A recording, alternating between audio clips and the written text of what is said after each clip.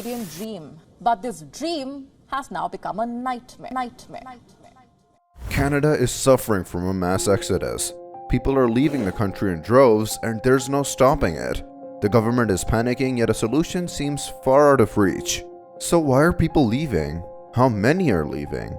And is there any way to stop this? Today we're taking a look at the shocking decline of Canada. The place that was once an immigrant hotspot is now losing its popularity. Can Canada recover from this? Let's find out. People are leaving. First things first. How do I know people are leaving Canada? This information comes from a report from the Institute for Canadian Citizenship titled The Leafy Bucket. This study shows a scary trend. It seems that an increasing number of immigrants arriving in Canada are choosing to depart rather than settle. Onward migration, which is basically immigrants leaving Canada, has been slowly rising for decades. Then, there was a big surge in 2017 and 2019, which is the latest info on the data covered. What's particularly worrying is that the risk of onward migration is significantly increased between the 4th and 7th years after an immigrant arrives in Canada. This news has policymakers concerned. Daniel Bernard, the CEO of the Institute for Canadian Citizenship, is being very serious about the situation. Because immigrants are important to Canada's economy, if they can't keep immigrants around, the country's decline is only going to be propelled further. But to understand why this is such a big deal for Canada, we need first to understand why immigration is so important for the country in the first place. Why is immigration so important for Canada? There's a sentiment that Canada's success hinges on immigration and its intake of people abroad.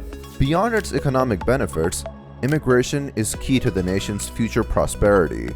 It contributes to GDP growth, enhances the worker-to-retiree ratio, and addresses labor shortages that could otherwise fuel inflation. Additionally, immigration plays a significant role in fostering Canada's identity as a multicultural society. Over recent years, all major political parties, as well as a majority of the public, have consistently supported immigration as a vital component of Canada's society. There have been many ongoing discussions in Canada about immigration, particularly regarding the levels of immigration and the criteria for selecting new entrants. But the study says that Canada is focusing on the wrong thing. Bringing people into your country is only the start of an immigration-driven growth strategy. You also have to give reasons for people to stay. But as the years go by, Canada looks less and less appealing for expats. The true benefits of immigration happen over time. The longer people stay, the more they can contribute. It's obvious that the happier and more successful an immigrant is, the more likely they are to stay. But people just aren't happy these days. But I'll get to the specifics soon.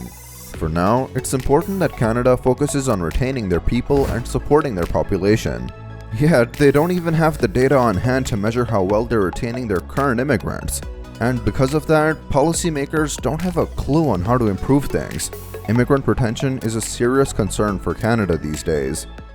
The bad news. So why aren't expats happy in Canada? Immigrants, like all Canadians, deal with modern challenges such as unaffordable housing, insufficient critical services, and strained infrastructure. But these issues hurt Native Canadians too. The issues of immigrants go beyond these challenges because of the fact that they are immigrants. While many bring substantial professional expertise, a significant number struggle to secure employment matching their qualifications and experience. Imagine spending years and perhaps even decades in education and work, only to not be able to land a job that's worthy of those years of experience. It would feel like a waste. If you're a digital nomad, you won't have to worry about this too much, but it is something to consider if you're thinking of switching jobs.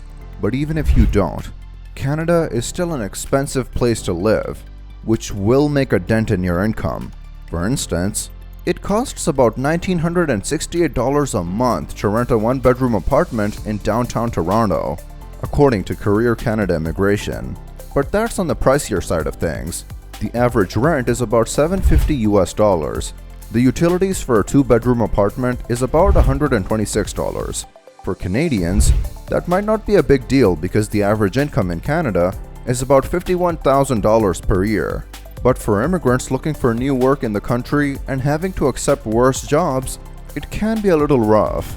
career setbacks, if accepted as part of the immigration trade-off, can slow down an immigrant's journey back up the career ladder, with some never achieving equivalent employment in Canada. These challenges add to the pile of evidence suggesting that certain immigrants might be dissatisfied with life in Canada. A 2022 survey reveals mixed experiences among younger immigrants aged 18 to 34, with 30% expressing a likelihood of moving to another country within the next 2 years. Over the years, there have also been media reports that feature stories of immigrants reconsidering their decision to relocate to Canada. Choosing to leave Canada. Among the reasons, difficulty to find work and the high cost of living. Like CBC's first-person stories, a few of them have been about people who moved to Canada in search of a better life but were met with disappointment. For example, there's this one story about a Pakistani man who was a banker in his home country. But when he moved to Canada with his wife, he was pretty much relegated to installing carpets for a good few years before getting better work, even though he was perfectly qualified for much higher level work. Similarly, Komaldeep Makkar, a Canadian permanent resident, opted to move back to Dubai after being disillusioned by the Canadian dream. She and her husband kept eating away at their life savings as the two struggled to find good work. This was partially down to the fact that the province didn't recognize the couple's education experience due to licensing technicalities. So they moved to Dubai and got the jobs Canada failed to provide for them. There are many more stories like this, but they all show a flawed system that's struggling to keep the very people they're inviting. This research, done by ICC, shows a significant 40% decline in the proportion of permanent residents acquiring Canadian citizenship within a decade of their arrival, spanning from 2001 to 2021. What's causing it? So, does this decline indicate a surge in immigrants leaving Canada? Onward migration decisions, like all aspects of immigration, are complex. There have been studies on onward migration from Canada and the European Union in the past, and they show that there are a few key factors influencing these decisions. Factors such as reception in Canada, economic integration, a sense of belonging, racism, commitment variables like home ownership, individual and family preferences, source country characteristics, and immigration and economic opportunities in other countries all play their roles. While many of these factors lie beyond the direct control of Canadian policymakers, there exists an opportunity to shape immigrants' experiences within Canada. Collaborative efforts across various sectors and government levels can cultivate welcoming communities and address immigrants' support needs. Such initiatives hold the potential to position Canada as an attractive long-term residence for immigrants. But Canada is not fulfilling the needs of the immigrants, and they're leaving in droves. But how many are leaving exactly? Is it a mass countrywide exodus? Let's take a look at the stats. How many people are leaving? Measuring the exact number is quite difficult, according to the ICC study. Onward migration is not really kept track of in administrative data. Because of that, there are very few studies that talk about onward migration from Canada. Despite that, using other indicators, the study managed to find some interesting facts. On average, 0.9% of individuals granted permanent residence in or after 1982 chose to leave Canada annually. This may not seem like a lot, but there's a snowball effect with this. This attrition rate can increase to 20% or more for an immigrant over 25 years since their arrival. The rates of onward migration change throughout immigrants' time in Canada, with most leaving in the first 10 years, especially between years 4 and 7. Looking at groups of people from 1982 to 2018, the rate is below the average in the first year, then increases quickly, peaking around the 5th year with 1.33% leaving. After that, it gradually decreases, falling back below 0.9% by the 11th year. Investing in positive early experiences could reduce overall onward migration. Initiatives that create a sense of belonging and attachment to Canada, along with policies supporting personal and career growth, might encourage immigrants to stay. The average annual onward migration varies among groups of people, but there's a trend towards higher rates. Early groups of people in the 1980s had a quick peak followed by a sharp decline, while recent groups of people have sustained increased rates for a longer time, resulting in more cultivated onward migration. Looking at the medium-term retention, an average of 14.6% of immigrants leave Canada within 15 years of getting permanent residence. Although there have been modest decreases, the overall trend shows a slight increase in medium-term cumulative onward migration. Immigrants arriving in the mid-1980s have the lowest cumulative onward migration rate over the medium term. The rate then fluctuates over the next couple of years.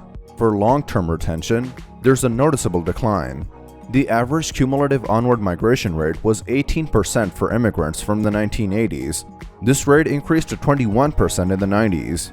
The 1994 group in particular holds the highest cumulative onward migration rate.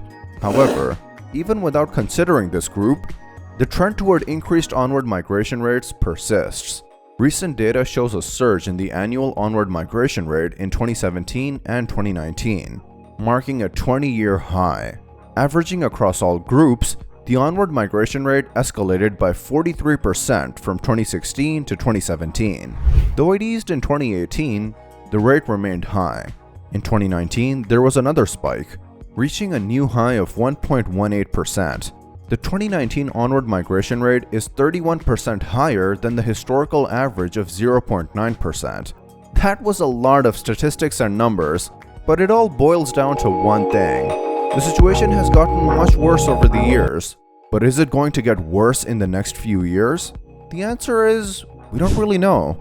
The guys behind the study are uncertain if Canada will go back to normal levels of attrition, or if this spike is a hint towards the downfall of Canada's immigration appeal. But what we do know is how Canada can ease the troubles of its immigrants. Canada does a good job of bringing people into the country with its immigration policies and express entry programs, but they don't do a good job of keeping people in the country thanks to feelings of alienation and an unsatisfying job market that doesn't value the skills of the very people they're bringing in. So, until they sort out those hiring policies and maybe give companies a little nudge to hire immigrants, Canada might lose more people than it can bring in. But what do you guys think about Canada's mass exodus problem? Let us know in the comments below, and be sure to like and subscribe if you enjoyed this video.